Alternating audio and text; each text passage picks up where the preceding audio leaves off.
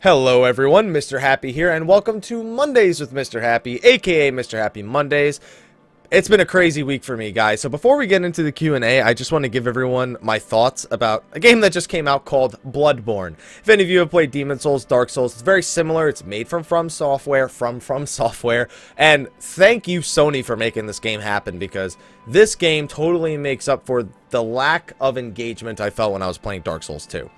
It's faster, it's got interesting weapons, I love the boss, I love the story, even if it becomes kind of ridiculous at some point.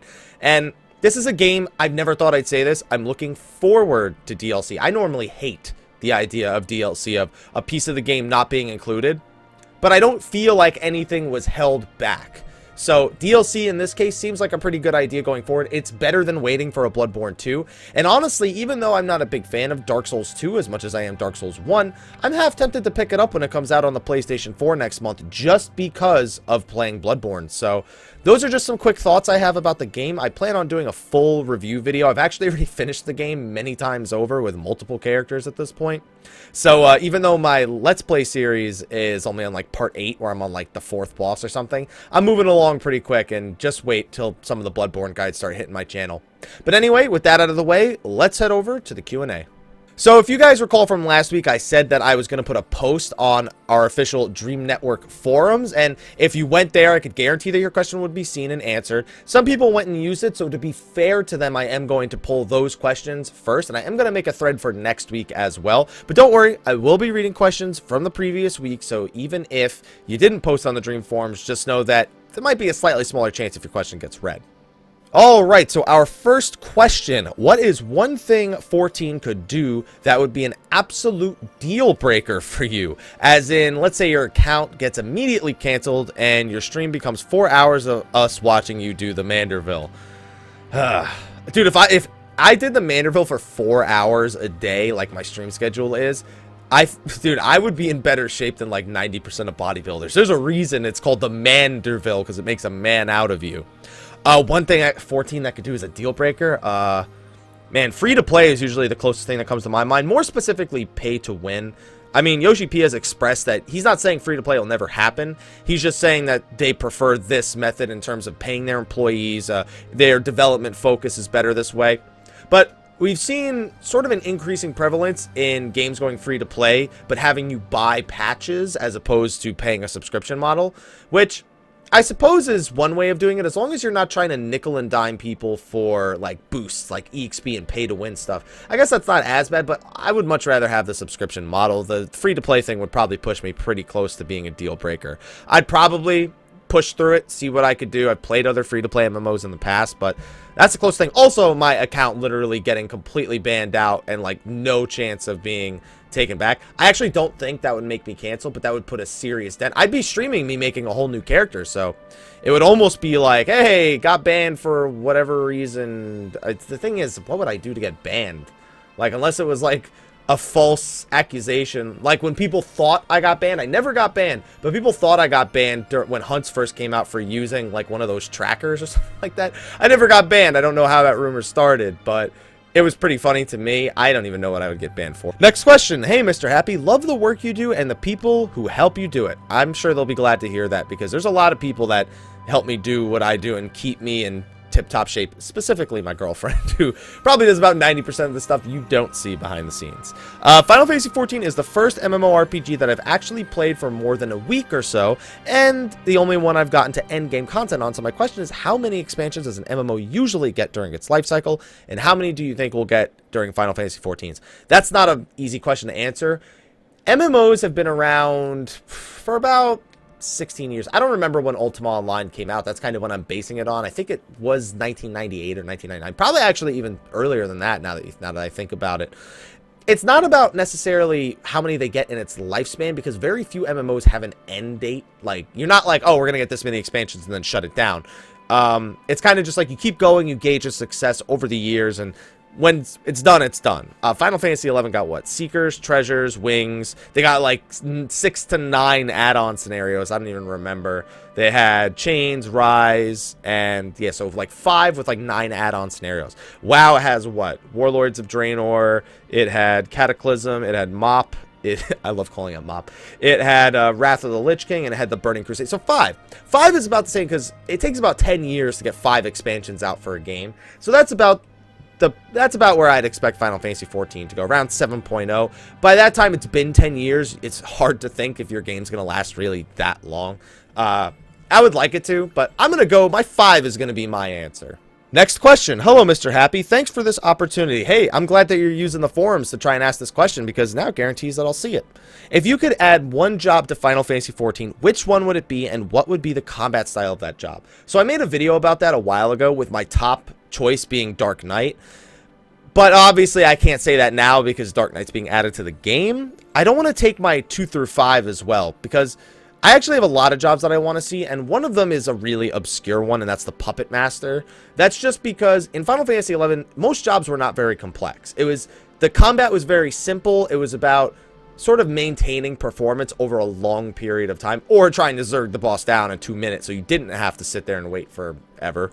Puppet Master was one of those jobs that if you were good at it, it was a good job, but the skill ceiling was really, really high, and it required you mostly to manage your pet, make sure that you gave it the right maneuvers. You couldn't exactly control it. You had to sort of give it commands, and it responded to your commands in a certain way, and it was about understanding exactly which sets of commands caused your pet to do these exact things, setting it up to do these exact things at the right time.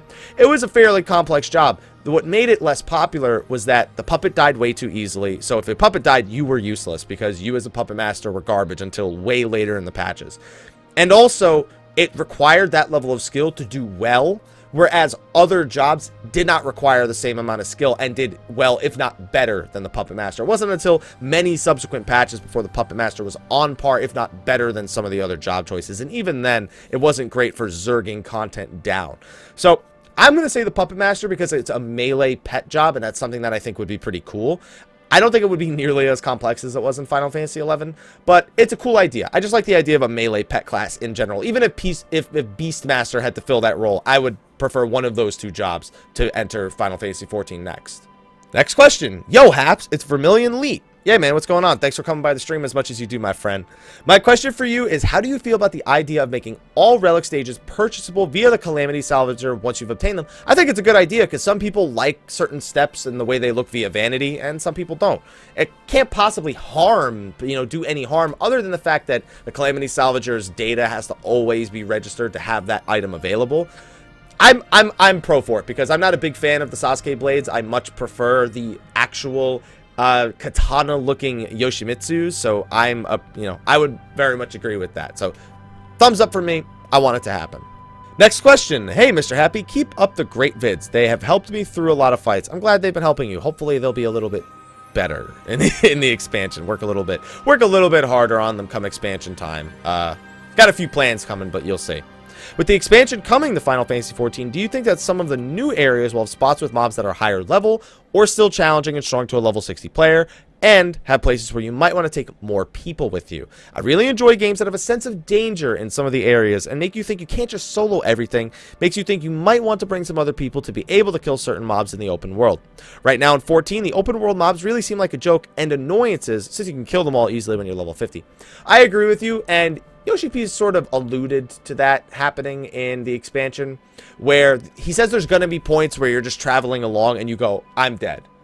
You just know you're dead because you're in a spot that's dangerous to you. Whether that means there's roaming dragons that are way higher level than you that can kill you, whether that means that there are just regular enemies out there that are stronger, we don't know yet. But I do agree. I do like the idea, and that's one thing that I kind of missed with 14, going from 2.0 to 1.0. In 1.0, the Beastmen strongholds were very, very dangerous areas. They were almost like outdoor raids in a sense.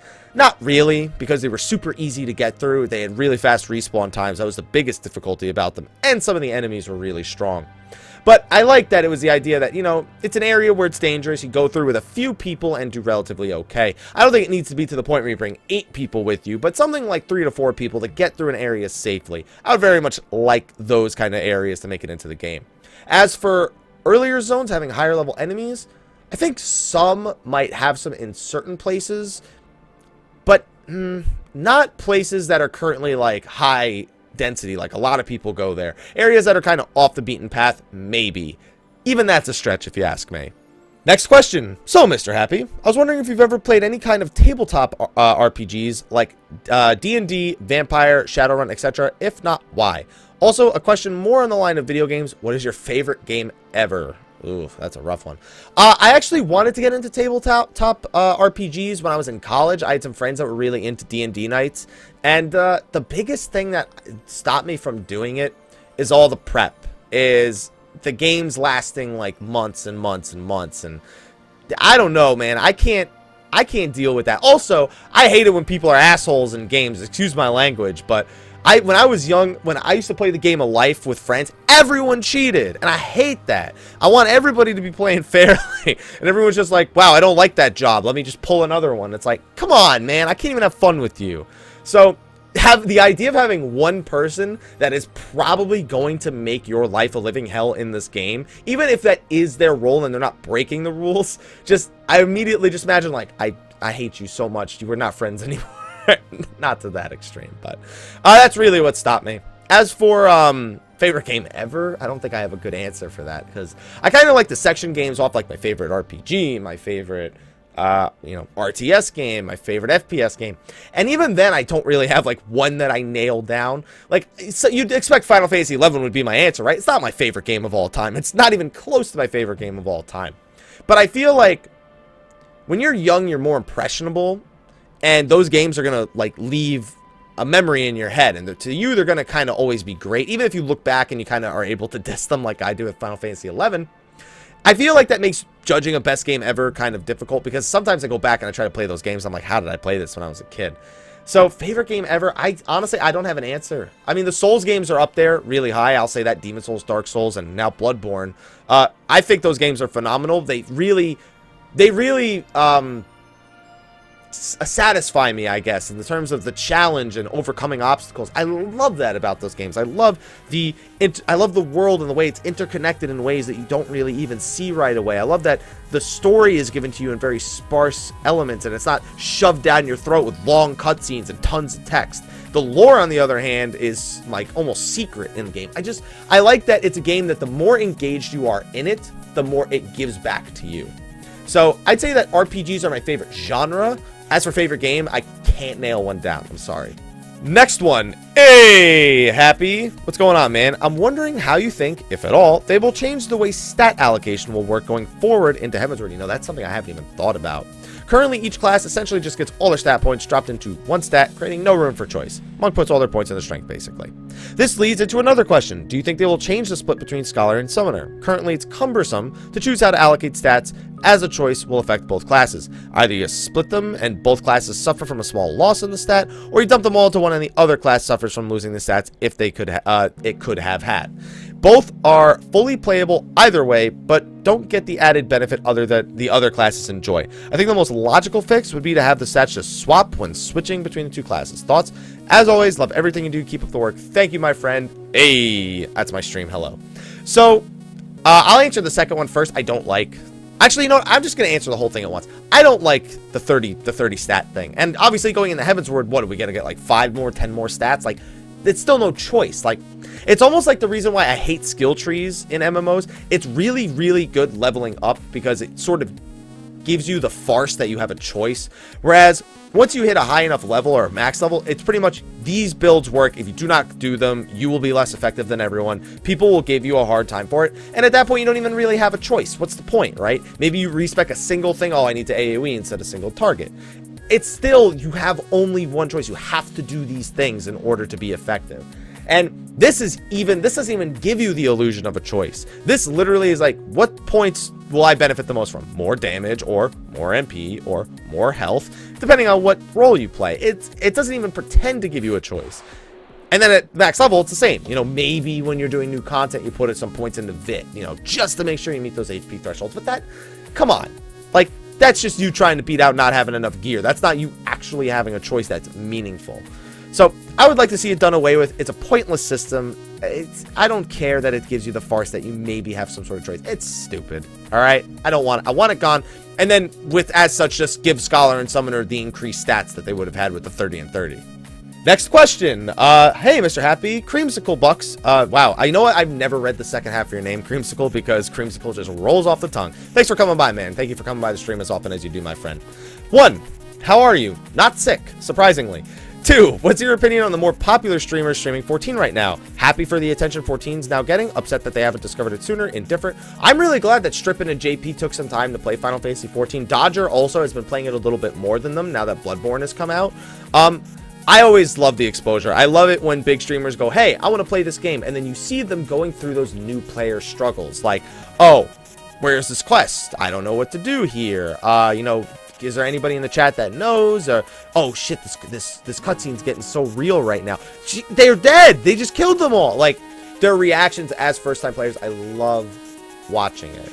And I'm glad that they decided to do it. I'm really happy that JP and Strippin decided to do that. They gave me a shout out on the stream. I was hanging out in the chat. I wasn't trying to gather any attention or anything, and they just started calling me, you know, not calling me out. They started shouting me out, like, does guides, he does this. He's like, follow him if you want content. JP even did it later. I came in and I was in his chat. I was watching him play Pillars of Eternity, and he did it again. And I was like, dude, you don't have to do that. Like, I appreciate it, but it's your stream, and your stream should not have you telling people. I don't know. It's okay to shout out another streamer on your stream, but like, I don't know. It was a nice gesture. I don't like being given things like that. I just like interacting with chats like that, just being a part of the stream, because I know how it feels when I'm doing my stream and I'm interacting with my viewers. I love doing that, and I like going into other people's and interacting with everyone as well. I don't want any attention drawn to myself. I already don't say hello in the duty finder because I don't want people to see the name and be like, hey, Mr. Happy, and then all of a sudden I get 3 commendations. I don't want that. I don't want that extra attention, that special treatment. I don't like it. I appreciate it sometimes, but I don't want it. I'm completely off track at this point. I go on tangents all the time. The old Mr. Happy's coming back, the one that doesn't talk about what the question was even answering. I'm glad that they gave it the attention. Answer's done. 3, what's your favorite flavor ice cream? It's either chocolate or pumpkin. I'm gonna go with pumpkin. Pumpkin. Next question. Yay! New layout! So question for week 32. Hey, Happy, I'm a huge fan of 13 and your channel, and I know that there were some lightning events, but I wasn't playing 14, so I couldn't participate in any of those. My question is, do you know if there's going to be another event like that, or are they planning to bring that event back? I really love your vids. Thanks for everything. They've already brought it back 3 times. I don't know if they'll bring it back again. There's a possibility for the 2-year anniversary in August that they might bring it back, but I won't assume that that's guaranteed. It's a possibility, and if anything, that's the only time that you'll get it. Next question. What's up, bro? I had a quick question regarding 14 about Fates. It is rather annoying that almost everything is designed way too much around Fates. Do you think they will cut down a little bit in the expansion or future content? I think Fates are really just an easy thing for them to be like, it's already in the game, we can add content that's implemented. And I think you're mostly referring to the Relic quest, which is, you know, mostly optional. Outside of the Relic quest, it's only the Crystal Tower unlock that has 4 Fates that has to do with anything. Beast Tribe quest too, I guess. There's a lot of things that do have to do with Fates, you're right. And I don't see it necessarily changing away from that. I think they kind of understand that if you're going to use those Fates for important quest lines, that having them be on super long timers is not necessary. I think what they need to maybe do is have more event-specific Fates, kind of like the Lightning event Fates, which are really, really cool, you know. I think having things that are a little bit more specially designed, a little bit more common, might remove some of the difficulties that we've faced thus far with Fates. As for them using less of them, maybe, probably not. Next question. Hi, Mr. Happy. Good morning, day, or evening, or whatever time you're reading this. Well, it's almost midnight, so we'll see. I am a Lalafell named Fruity Pebbles on the Fairy server, and I main as a summoner. I have 2 questions. I want to know if there are going to be any new summons for the summoner, or if Ifrit Eggy, Titan Eggy, and Garuda Eggy are pretty much it forever and ever. Also, I'm going to be living in Bahrain soon because of work, and I was wondering if the servers for 14 are open there. Called Square Enix helpline, but the guy I talked to said he didn't know if the game is available in the Middle East, but said that's only because he's trained on helping people with the games in the United States. Anyway, thanks, and have a good day, night, or whatever time you read this. So, there comes some struggles with the second one. There are people who play the game in regions that aren't supported. Generally, what happens is if you can get a copy of the game, if you have an account, it'll work. As long as you have the internet connection, it'll work. The difficulty comes in what server you go to. If you're out in the Middle East, it's most likely you're better off going on Japanese servers than English servers. Otherwise, your latency is going to be terrible, even with what the faster battle ping. But you should be able to play it there. It's probably going to give you some difficulties. I'm sure somebody has something they can comment on in the comment section of this video. As for new summons, we've heard Ramu and Leviathan. We haven't heard anything about that in a while, but people have been asking about it constantly. They said they want to wait till a level cap increase in order to implement new summons. So Leviathan and Ramu most likely, and I think what's going to happen is it's not even like they're going to be new. I almost think they're going to replace, like, Ramu maybe be a replacement for Garuda, and what was the other one? Leviathan, a replacement for Ifrit. Maybe even Shiva, a replacement for Titan, but I don't know if I don't see a point in having 6 different summons unless it's literally like Leviathan and Ifrit do the same thing, but you get to choose which one you want to use, like almost like a vanity aspect to the summons. So more summons, don't expect them to be game changers really.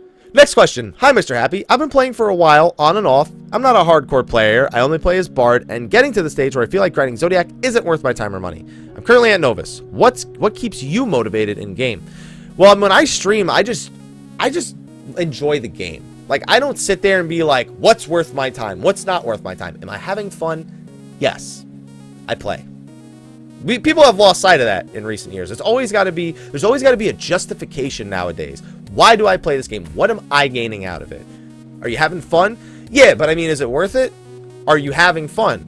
Just answer the question. Yes. That's it. That's all you need to do. That should be where the question ends. You shouldn't have to worry about, is it worth my time? Do you enjoy doing it? No, don't do it. Do you enjoy doing it? Yes, then do it. That's honestly the way I feel. Or if you're worrying about it's not worth your time or money, don't do it. Next one. Hey, Mr. Happy. I am a hardcore gamer for ages, the opposite of the previous question. Now I have a wife and kids, so I still have the skill, just not the time. I tried a casual static for a while, but it frankly didn't end well and left a sour taste in my mouth. All that said, I still love progressing, and while I know I will not be on the cutting edge of progression as long as I can't dedicate the time, I was wondering if you had any thoughts on ways for me to get that progression fixed while still not being tied down in the end. My kids and my wife are always going to win that fight, and I hate having to fight it. For background, most nights, I play in bed next to my wife after her and the kids have passed out, so I can get on voice chat but can't talk, and when I can be on is very variable, sometimes 9:30, sometimes 11:30. I'm in a fantastic free company that I love, but it's more of a social free company. I've tried Party Fighter, but that never seems to go so great, and at least with the Duty Fighter, it's going to be crap if it's in and out quickly, with no hard feelings, but that has its own limits. I don't know, so any ideas you would have are welcome. I'm just sick of feeling stuck and thought you may think of something I haven't. Seems like you've tried everything, my friend.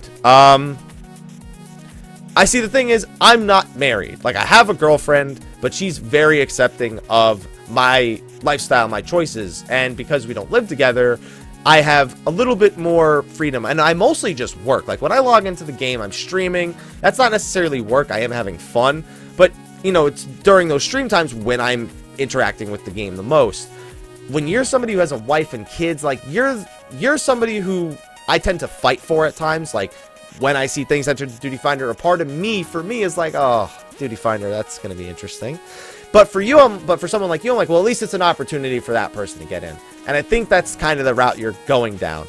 You have to decide what you want to accomplish. If you want to be in progression, time will have to be put aside. It's unfortunate that it's the truth. Or you'll have to use the Duty Finder and the Party Finder. If the casual static doesn't work out, that would have been my recommendation, to be honest. But since you said it didn't work out, Duty Finder and Party Finder are really what you got, man. I'd say just try to enjoy the time you have on the game. Whatever it is that you enjoy doing, even if it's wiping in the Duty Finder, finding some form of progression, just do your best, man.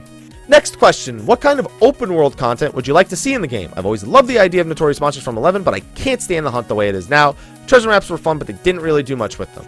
So, I hate Notorious Monsters, the idea of it.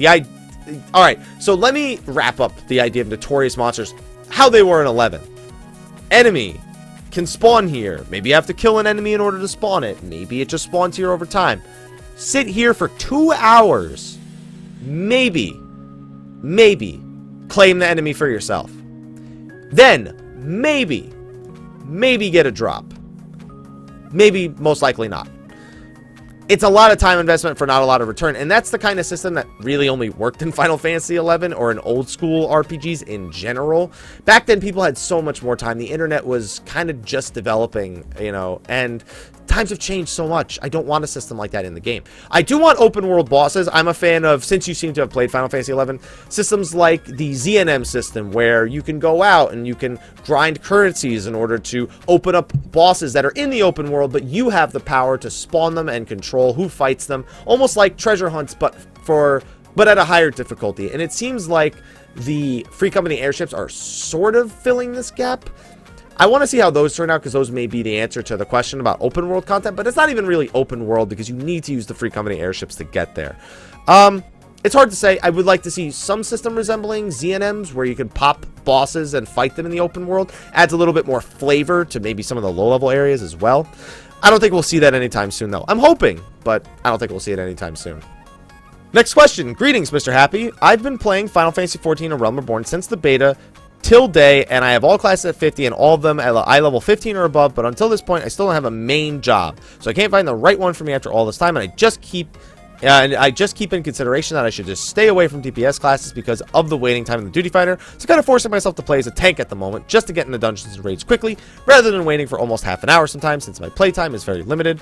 What should I do? Is this game not for me? Any advice would be appreciated. Are you having fun? This goes back to the question I had before. Are you having fun? Are you having fun playing all these different jobs? Yes? Then do it as you please, man. If you're looking for a job and you're worried about wait times, you need to find free companies and link shells that are a bit more social. Ones that you can throw up. Want to do an expert? Need tank and heals. You need to be able to find groups of people. Going at it alone, sure, going a tank or a healer is going to be more beneficial. But if you're looking for a main job, just play whatever you want, man. If you're having long times like that, low-level instances made sense. I haven't had long queue times at max level on the DPS in a very long time. So you might be on one of the less populated data centers if that's happening. If so, you may want to consider a server transfer. You may want to consider just talking to a few more people, seeing if you can join a few more link shells or a free company or something like that. I think the game is for you because obviously you loved leveling all the jobs. You loved getting them all to that item level. What may happen now, though, is you may need to wait till Heavensward to get that feeling back, because that's when you'll be able to level again and increase item level again, and you'll have a more casual sort of raid scenario where you can tank or heal or DPS, whatever it is you want to do. I say nail down, play the tank, do whatever it is that's best for you. If you don't like tanking too much, play Paladin. It's way easier. Some people hate it when I say that. It's way easier to get a hang of than Warrior. Try that out. Tell me what you think in a later episode. Next question. What happened to the fitness patch? I miss it. I never commented, but it was good motivation.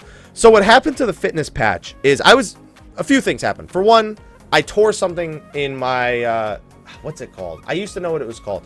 My heel, some sort of tendon back there. So I couldn't do plyometrics that much anymore. Going to the gym to lift weights. What ultimately happened with that was I got lazy. Pretty much all that happened. And then when I was thinking about doing it again, I made a stream schedule, and my stream schedule is I have no time to do that. So basically what I do nowadays is I run around the house a lot more. I watch what I eat a little bit more. And sometimes I just take days and I do some push-ups or some sit-ups or something like that. It's nothing worth making a video about, to be honest. If you need more motivation, really just surround yourself with happy people. Honestly, that's what motivates me. I'm surrounded by so many happy people that it makes me want to do better. It makes me want to do more.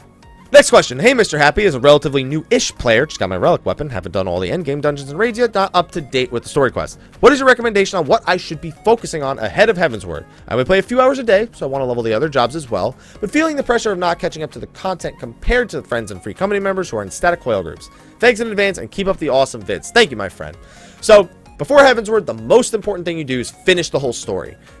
That is because you will need 2.55 story done in order to enter Ishgard in the expansion and Ishgard areas, which may include the other areas. Other than that, Crystal Tower storyline, get that done.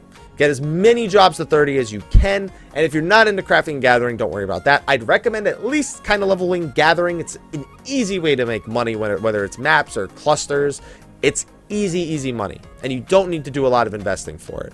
But that's all you really need to do. And then if you want to give it a shot at the raids, give it a shot at the raids. Duty Finder, Party Finder, whatever works for you.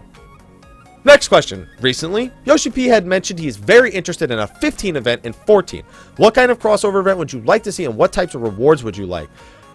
That's a good question. I mean, the idea... I don't know what rewards I would like. I guess we don't really know too much about the game yet. Like, you could maybe think, oh, you know, maybe Gladios' sword for Dark Knights, or maybe one of the Phantom Spears for Dragoons and whatnot. I don't know. They didn't stand out. Gladios' sword stands out aesthetically to me, but I don't know about everything else. Ultimately, what I think would probably be a good idea is to incorporate the primals of 15 in some way. Some sort of... I know it's hard to do because Titan exists in both realms, but maybe just... It's not really a primal, but just those big fights in the game. I think that would just be so cool if you had the big Titan or the big Ramu, or as Cindy calls it, Rama, just appear somehow and in some way influence Final Fantasy XIV's world. Maybe they think it's the primal, but it's not. It's some sort of other incarnation. Those are the most epic things so far about 15. I would want to see those.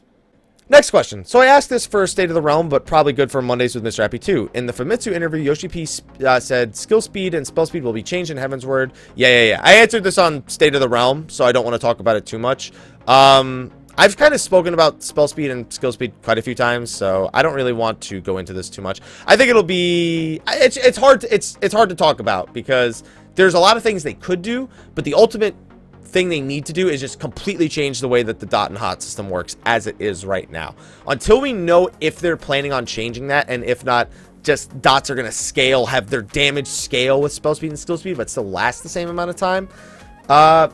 Unless they're going to change the system, there's not really much they can do. Next question. Mrhappy, I have two questions for you, with one being a little unusually. First question, what gear item level do you think Alexander Normal will drop? Any speculations? I think it'll be I-70. Second question, how do you stay happy? I'm going through a rough patch and was wondering how you stay happy. Any tips, advice? So I'll answer the Alexander thing. At 170 is actually my guess as well, but because they said there's going to be a larger gap between Alexander Normal and Hard, that would mean that Alexander Hard would have to be at least 190, maybe even 200 for there to be any meaningful content between the two. So I actually agree, 170. I originally thought that the new Tombstone gear was going to be around 170, but with the gap, if Alexander's not 170, 180 is the highest I'm willing to go. As for how I stay happy, it's the people I'm around. I mean, my girlfriend's a big influence on that. She's probably the biggest influence. But also when I go live and I'm on the stream and there's a bunch of people, you know, talking and having fun and interacting with the stream and each other and me, that keeps me happy. That keeps me motivated because people are having fun and I'm helping facilitate it. It doesn't even need to be the attention on me. Just seeing people in the chat, having conversations with each other, feeling like they're part of something. It makes me happy to know that I'm helping facilitate that, and that helps keep me motivated. Also, getting to read the questions every week for this video is another huge motivation. So I'm unlike a lot of people, work motivates me. I don't need motivation for work. Work motivates me. It's a good cycle to have. Next question. Hey, Happy. How's it going? Anyways, got a few questions for you today. Think I'll number them out this time. It gets kind of weird after secondly. First, with Destiny implementing a new colorblind mode, do you think 14 will be willing to do something similar if enough people ask? They've instead just kind of changed the game for colorblind people, if that makes sense. Like, there are a lot of options that you can use for colorblind options, changing people's nameplates. The AoEs, for me at least, are a lot more visible now. And that was because, and they've made a lot of little changes for colorblind people. I guess the idea is that instead of just making a colorblind option, they just try to design the content for colorblind people, or fix it if it's not already kind to colorblind people. I would like a colorblind option because I think that's a little bit unfair to the people who aren't colorblind, although at least it doesn't really affect them as much regardless. So I would like a colorblind option. Second question, how do you feel about the character customization in 14? I'm personally a little bit torn. On one hand, I like the fact you can get through it and onto the game rather quickly, but since the sales of Fantasia started selling, I feel it a little lacking and slightly frustrating that certain facial features are locked behind specific faces. I'm not a good person to ask. I don't care that much about character customization. As long as my character is just there and exists, I don't care. Could it be better? Absolutely. Everything can always be better. You should never settle for what you have in terms of customization. Do I necessarily think it needs to be more? A little bit. A few more features here and there wouldn't hurt, because a lot of people do end up looking very similar. And the third question, final one, I promise. How are you liking Bloodborne? I think the start of the video answered that for you, so let's move on to the next one. Alright, we got 3 more questions here. Video's running on long. I can't even get to the YouTube because a lot of people decided to use the forums this week. Thank you so much, guys, for using the forums. It makes tracking these questions a whole lot easier for me, and it gets you on the forums and interacting with each other. Next question. Considering that the Novus Plus we had custom off stats for our relics, do you think that the advantage that we will have in Heavensward is that we will be converting our relics into materia again? It would seem like a huge punch in the feels for everyone that went full crit debt if that wasn't the advantage that we will have. Thanks for reading and keep up the good work, and drink more OJ to stop being sick. That is going to be a running joke every episode now, isn't it? That would be a good advantage, to just keep the stats that we have. It's possible that we'll lose them, of course. I think that would be a good advantage to have, as opposed to completing it quicker necessarily, or that could be the step that we skip, is choosing the stats on our new relic. So, yeah, I like that. Good idea. Next question. Hi, Mr. Happy1227. Hope you're well. Love the uploads. Keep up the good work. Thank you, my friend. I have 2 questions for next week. First, how do you see the roles for the healer being filled in 3.0? At the moment, we have White Mage and Scholar together. They produce the best results in 8-man content. Do you think we could see one healer, possibly Scholar, being dropped in future content? Second, who is your favorite character from any Final Fantasy game ever? So I actually discussed this on State of the Realm episode 3. We were worried about where Astrologian fits with his healer and barrier stance. It almost sounds like they could switch between being a White Mage and being a Scholar. Ultimately, what we nailed down, though, is in cutting-edge content, Scholar is very likely going to remain dominant. This is my opinion. The biggest reason for that, sure, White Mages can DPS. Astrologians will probably be able to DPS. Scholar can DPS and be a full-time healer pretty easily. It's very common in the final coil, and it was very common in the previous coils, for a Scholar to just summon their pet, do whatever, let their pet do whatever it is it needs to do, have the White Mage heal everything, and just full-on DPS. It helps beat DPS checks, it helps kill ads faster, it just helps the fight go faster, which means shorter fights, less damaging attacks, more mitigation, and then they just throw in an Eloquium for big hits. Like, that is an advantage I do not see Astrologian having, which is interesting because it leads me to wonder, what about Protect and Stone Skin? There's a lot of potential. What I'm hoping will result is, because of these different advantages in fights where you need to push DPS, bring a Scholar. It makes me hope that tanks, healers, and DPS will stop just sticking to one job and be done with it. Have multiple jobs in your repertoire, learn them, and be willing to play multiple jobs for different fights. I'm hoping that is the result. Oh, second question. Forgot to answer. I'm going to leave that little pause in there right there. Who's your favorite character from any Final Fantasy game ever? I'm going to go Shadow with Final Fantasy VI. Because, I mean, I'm a ninja now, but he's pretty badass. And the final question. Hey, Haps, have you played any games from the East series or Ys series? And if not, would you consider looking into it? It's a really fun action RPG that you should try. My girlfriend has asked me to play a Ys game for like 2 years straight now. I even got gifted one by one of my viewers. I have not touched it because I have not had time to play that game in particular. I want to play it. I actually really, really want to play it. I gotta find the time to do it, my friend. But no, never played it before, but I would like to. Anyway, thank you everyone for your questions. Thank you for using the forums in general. I'm sorry if your question was on YouTube. I promised that I would read the questions on the forum first. There were a lot of them. If you haven't used the forums before, I highly recommend you make an account on the Dream Network forums in the description of the video below and ask the questions there. I am going to make a dedicated thread again, since this made keeping track of the questions so much easier for me. People could guarantee that I saw their question. If we have enough questions, that may not happen every week, but it works better for me, and it's kind of easier to get it there without all the fluff of YouTube and everything like that. So check out the forums in the description of the video. Thank you for watching, and I'll see you guys next week. Until then, take care.